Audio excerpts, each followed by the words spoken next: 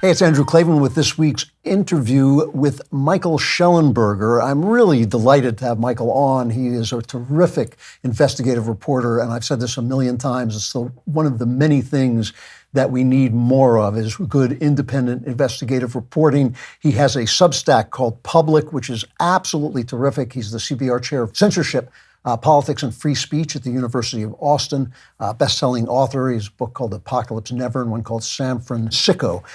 Michael, thank you for coming on. Thanks so much for having me. So let's start with the news, with social media. You were one of the guys that Elon Musk chose to unleash the Twitter files.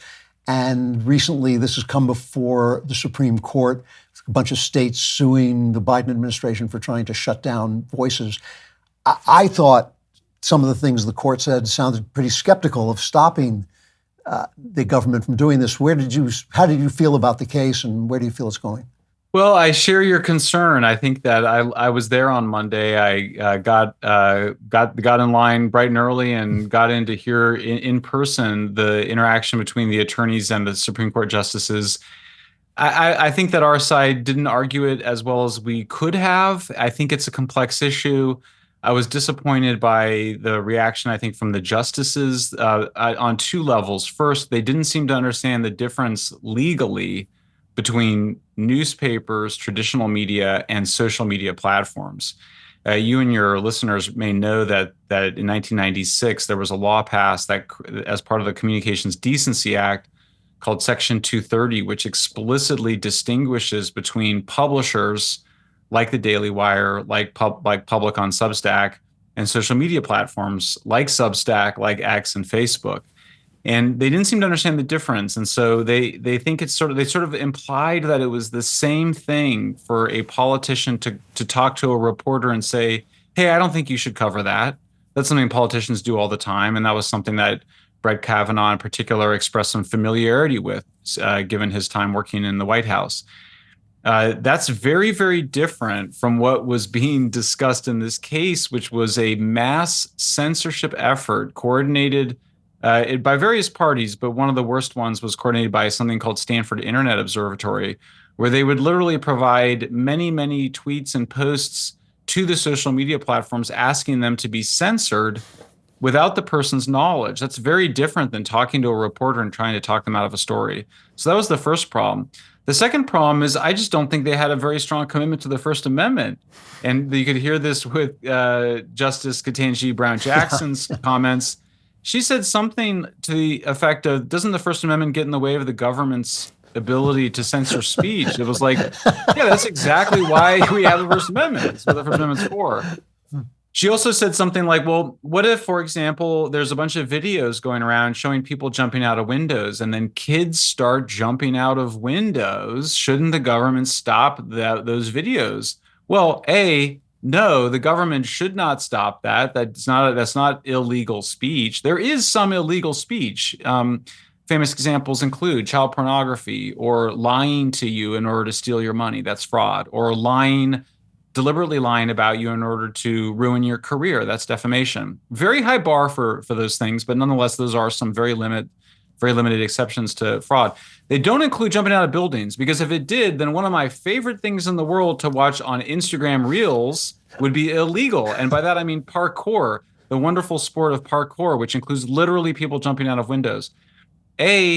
It's that's safetyism that Jonathan Haidt and others have talked about, where this idea that somehow we have to protect people from things that they might blindly copy, which is, I think, absurd. But second, I think the more broader point is that there's counter speech. So the government is welcome, if there's an epidemic of children jumping out of windows, to go and do, PSAs to say, please, parents, don't let your kids jump out of windows. Really, what's at risk is something quite the opposite, which is that there was censorship to prevent discussion of things that really needed to be talked about, like, should we lock down the schools and prevent kids from going to school because of COVID? Should we refer to trans-identified people by the pronouns they wish to be identified by? These things were being censored by Facebook and Twitter and other parties, and they were done so secretly behind the scenes, this is not jawboning in the famous examples that people think of a politician simply urging a reporter not to write about something. So when you look at social media, you look at X or you look at Facebook, is there anything, are they like the phone company? I can call up my friend on the phone and say anything I want, but nobody else can hear it, and the phone company can't censor me. Should they just allow anybody to say anything, or do they have the right to put certain standards in place? Well, let me tell you what my view is of what should be the situation, and then we can work backwards from there to where we actually are. Okay. I think that adults should be able to decide how we consume all legal content, meaning if as an adult user getting legal content. Now, again, legal content, I'm not talking about child exploitation. I'm not talking about incitement, immediate incitement to violence, which again is a very high bar, but things that would immediately say go and kill or cause violence to these people, that's not legal. Things that are fraudulent, those things are already well governed. We don't need any more laws. So adults, in my view, should be able to decide our own legal content. That means if I sign up for Twitter or Facebook or X or LinkedIn or anybody else, I could just choose a bunch of filters. I could choose the Andrew Klavan filter. I could choose the Michael Shellenberger filter. I could choose the Elon Musk filter. I could choose the ADL filter. I could choose the Joe Biden filter, the Greta Thunberg filter, whatever. I could say, I don't want these things and I want them in that way. That's how I think it should be. If you want Section 230 protections, which are these sweeping liability protections allowed for in this 1996 law, then you should let adult users decide their own legal content. That's my view. If you're a publisher like the DailyWire or Public at Substack or the New York Times, you publish whatever you want, and you don't have sweeping liability, but you can. That's how I think it should be. What we're having right now is we're actually seeing in real time the social media companies basically getting treated like traditional publishers. And in fact, you see a war going on between X and really the entire news media, save the conservative media or some more radical media that don't want the restrictions, where they're basically competing for advertisers. And X is basically, and Facebook are basically going to be free to censor whoever they want, including under pressure from the government. I think that's what the Supreme Court will ultimately permit. And so you're basically back to what's the difference then between a publisher and a social media platform? As far as I can tell, the only difference is that one of them is much more powerful than the other. I think we happen to be in a situation where we're very lucky to have someone that controls the most important social media platform who happens to have a very high free speech standard. I don't know that it's possible to have an absolute free speech standard. And Elon sometimes says he wants to comply with the local laws of the country. I think it's clear that he goes beyond that in many cases to censor content that I think a lot of people would find offensive, including anti-Semitic content, for example. Or really bullying content that under my scenario would probably still be legal, although people would have the right to filter it. But that's kind of where we are now. In other words, there's my ideal platonic reality that I would like to have, and then there's the kludge, messy reality that we live in. And I don't know quite how we get from here to there, if we ever do, but honestly, I walked away out of that Monday Supreme Court hearing thinking the First Amendment depends a lot more on Elon Musk than on the U.S. Supreme Court. Now, I feel the same way, and I feel like Musk is, he's a kind of volatile guy, so you don't always know where he's going to come down. But it is interesting that he went from being the hero of the nation for having electric cars, and suddenly his shoe size is under investigation by the FBI. I mean, everything he does is under investigation suddenly, simply because he's letting people who disagree with the Biden administration speak. So it's a threat. And speaking of which, I mean, there's this thing going on in Ireland that kind of fascinating. We're not hearing a lot about it here.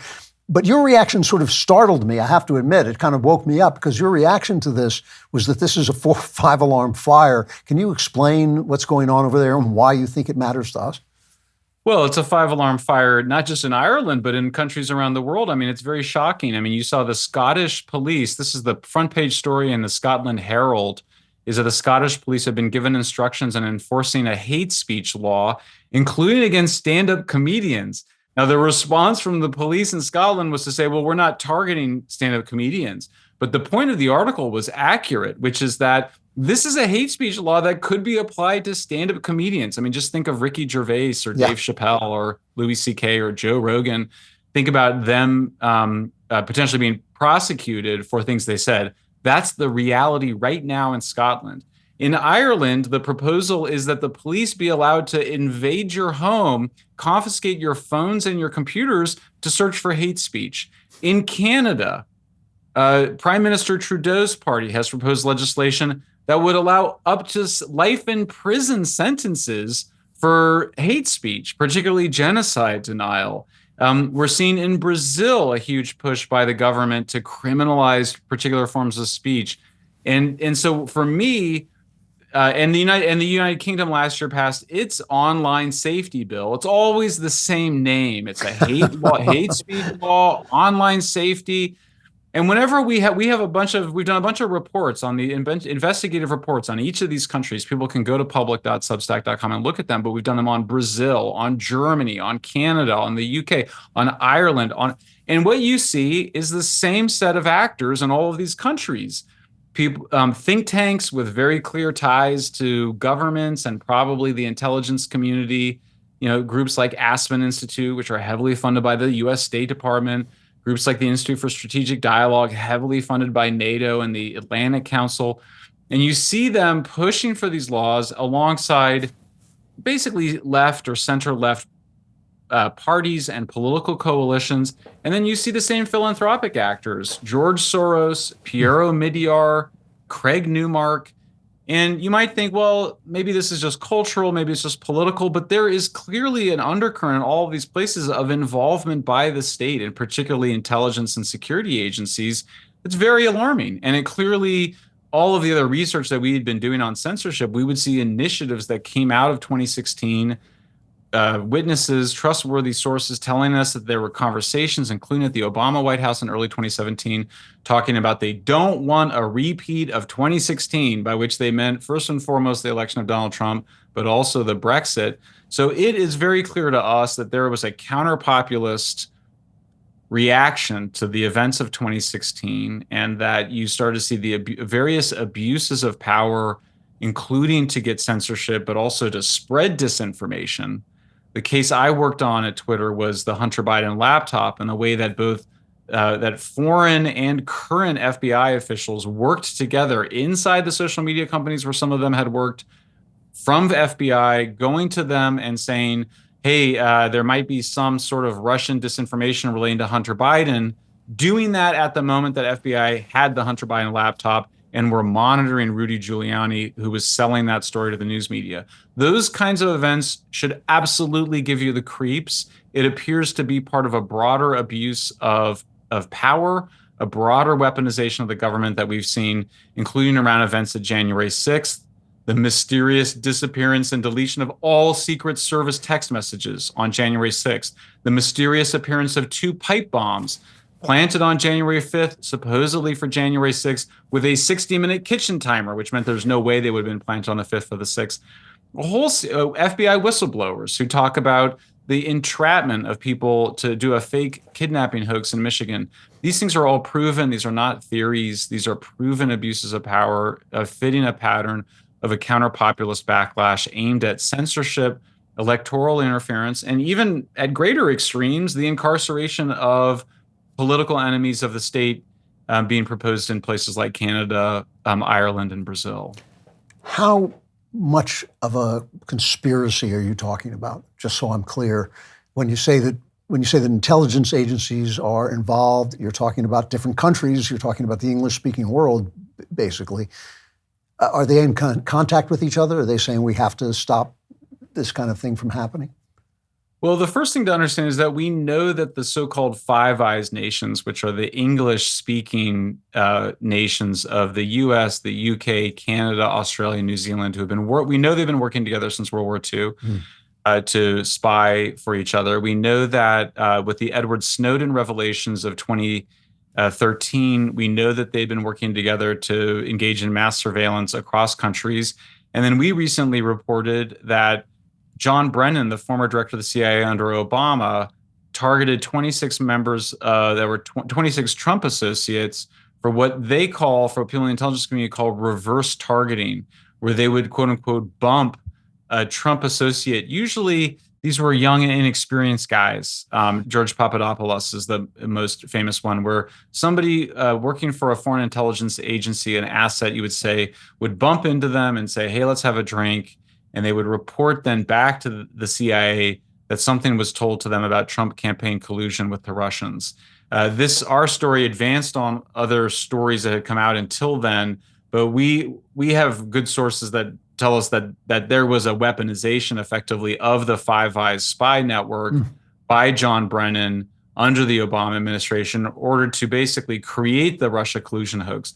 That it wasn't just the Steele memo, the famous PP memo that instigated the FBI involvement, but there was something else going on with the weaponization of the Five Eyes. And then you've got another lesser known in the censorship research we've done, a lesser known initiative that we were given a whole trove. So when we talk about the conspiracies, these are not theories. All of this is based on documents and whistleblowers.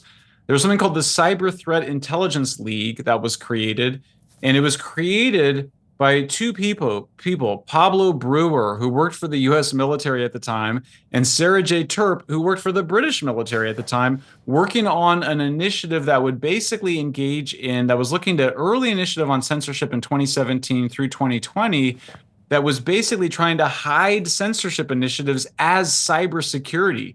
And this was something we keep seeing over and over again, including tucking a major censorship initiative into the Department of Homeland Security's Cybersecurity and Infrastructure Security Administration, known as CISA, tucking a kind of anti-misinformation or censorship initiative into cybersecurity.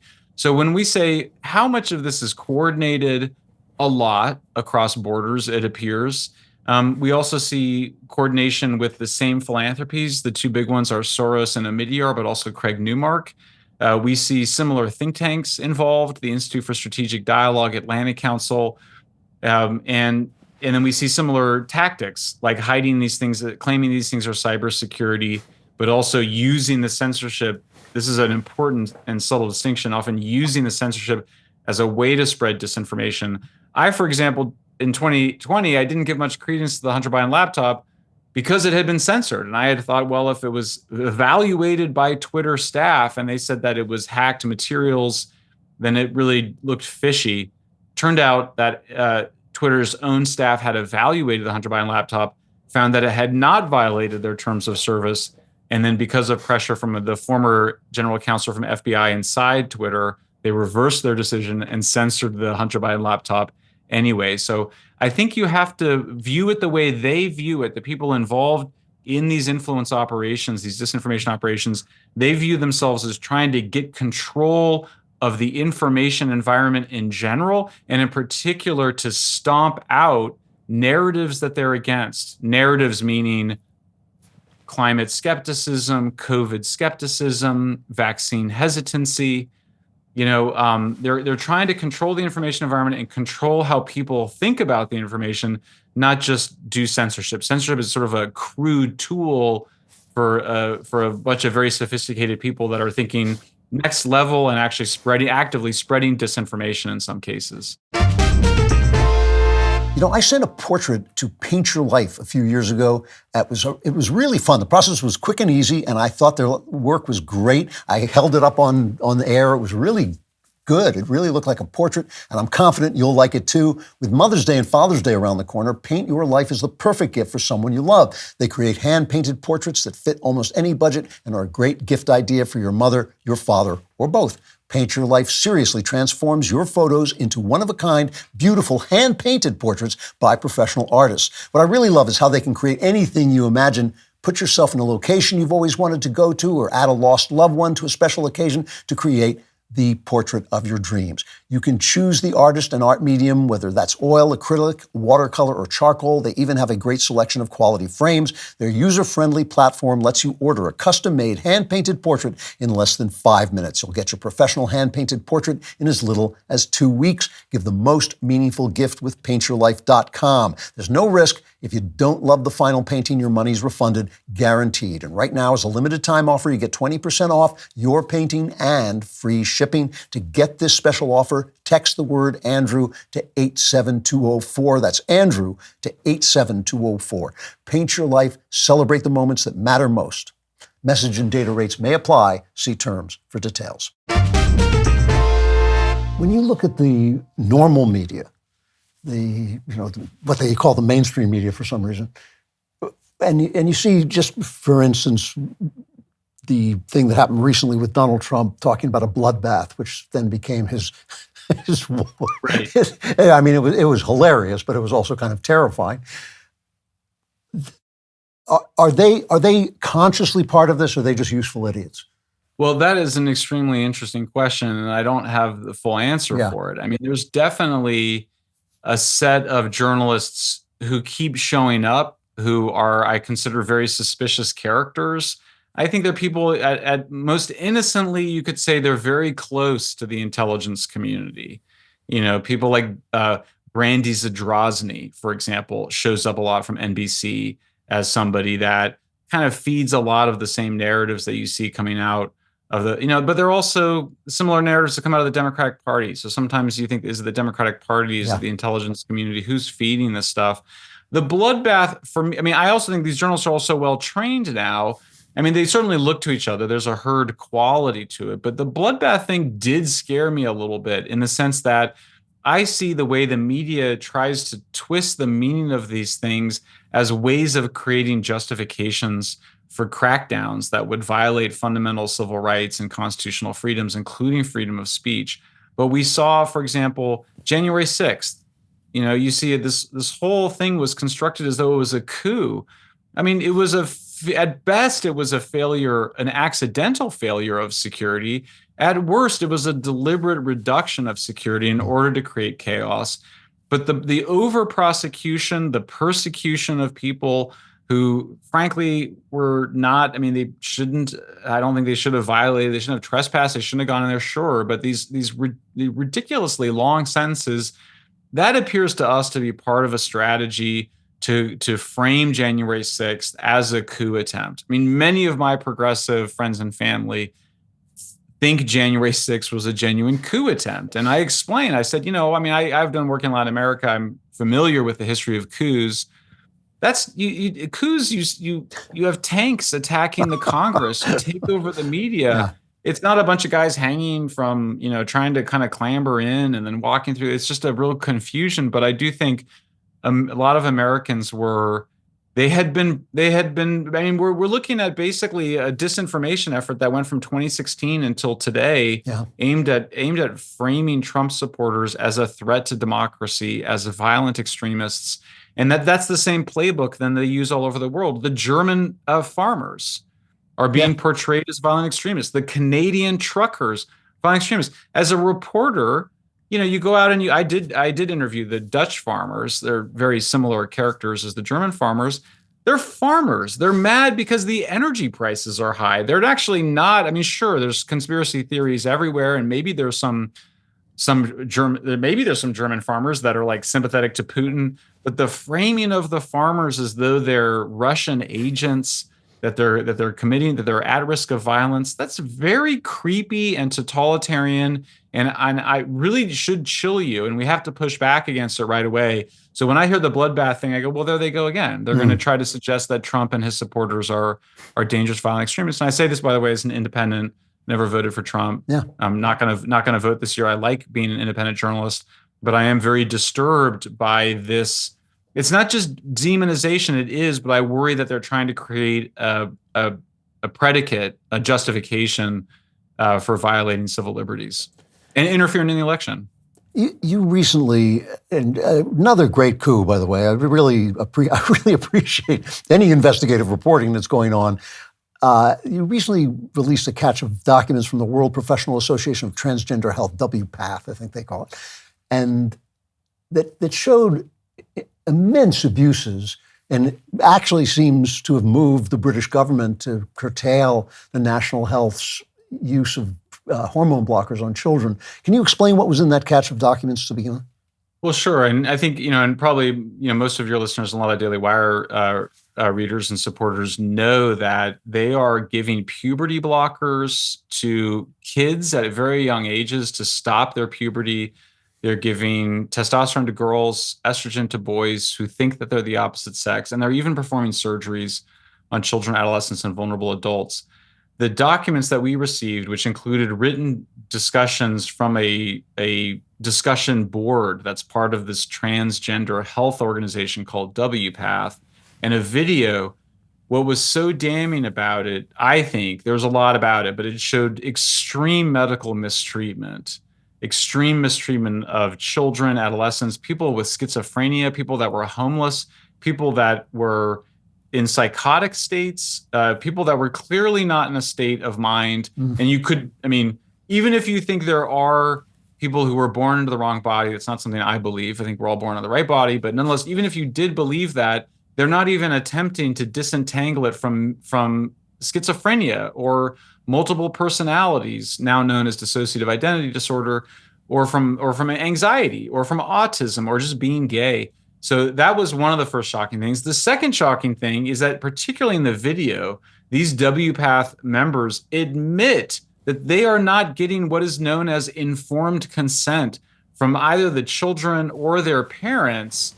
And that's up there with do no harm. You can't do things to people without them understanding what you're doing to them. Like, that's a fundamental violation of medical ethics.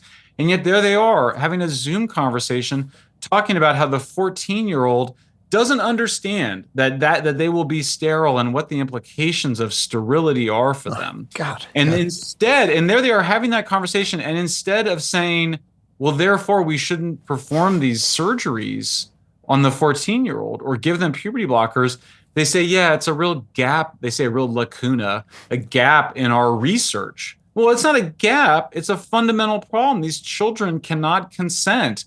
Look, my view is, well, anyway, that's what they say. I walk away from it and I was like, puberty is a fundamental human right, and that nobody has the right to take away anybody's puberty and their ability to grow up into an adult.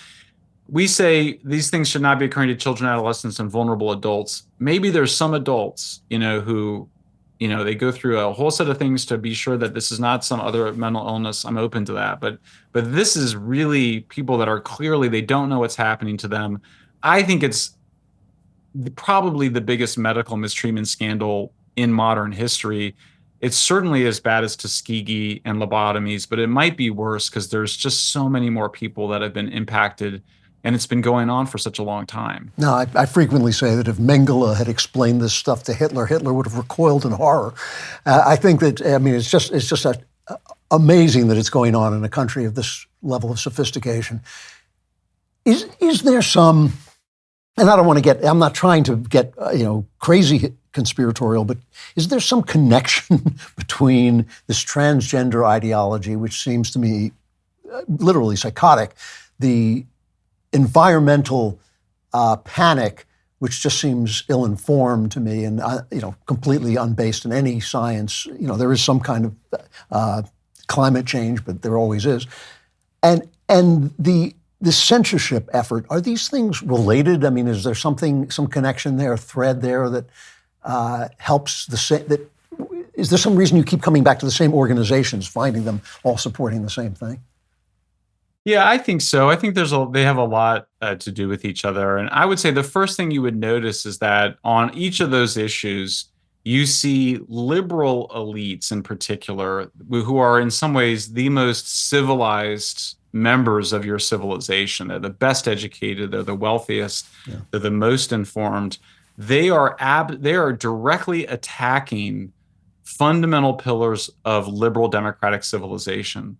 So if you just kind of go down the list, you go, what does a civilization require at a minimum? It requires cheap energy, law and order, and meritocracy. If you want the civilization to be a liberal democracy, then you need free speech, free and fair elections, and equal justice under the law.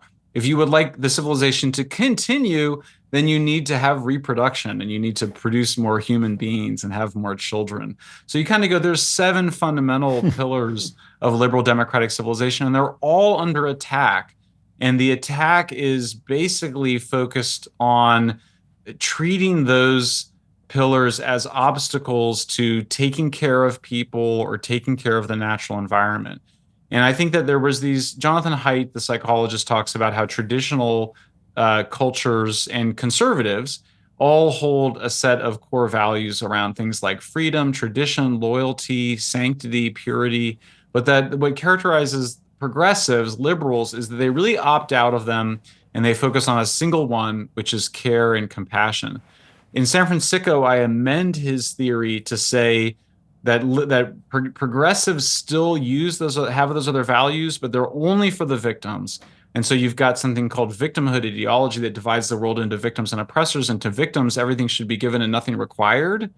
They're actually made sacred. The victims are viewed as sacred and special, and everything should be given. And so they can have, all of those things, freedom, the freedom to use drugs publicly, camp anywhere you want, do whatever you want. Those are extended to people that have been categorized as victims. And of course, in the case of people that are suffering psychiatric disorders, whether it's addiction or gender dysphoria or anxiety, it's the worst thing in the world to affirm those disorders. You want to actually talk back to them through, what you might call cognitive behavioral therapy or stoicism, or just, keeping a stiff upper lip in the British tradition. And so what progressives are doing is they're affirming psychiatric disorders. They're undermining these core pillars of civilization. And they're really doing it because they're in the grip of a religion. You might call it wokeism. And it has a kind of different organizing principle. We used to want to be right by God. Now you want to be right by nature and climate change. So the entire economy has to get reorganized for climate change. You used to have, an idea of meritocracy. Now we're going to reintroduce a racialist hierarchy. It wasn't even good enough to have people of color. They had to have BIPOC, Black, Indigenous over everybody else. And then on gender, you're really talking the big idea is that there are some people who are born into the wrong bodies, meaning they have gendered souls that are different from their body.